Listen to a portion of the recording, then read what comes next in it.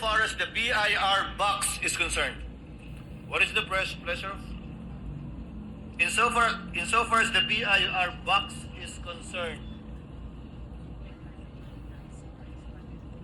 this box was turned over to the Senate as part of the documents, including the articles of impeachment. However, the court is not yet in custodia lehis of this box, given that there is no lawful order issued by the court for this box to be turned over to the Senate.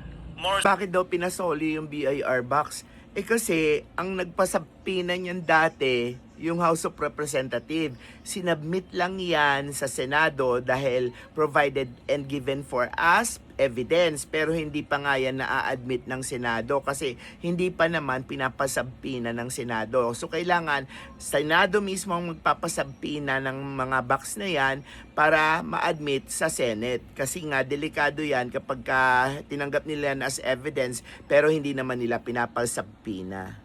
So, paano magagamit yan ng prosecution? Di ang gagawin nila, magmo-motion sila o magre-request sila sa impeachment court na ipasabpina yung box na yan ulit para ma-deliver ulit yan pabalik ng Senado para magamit nila.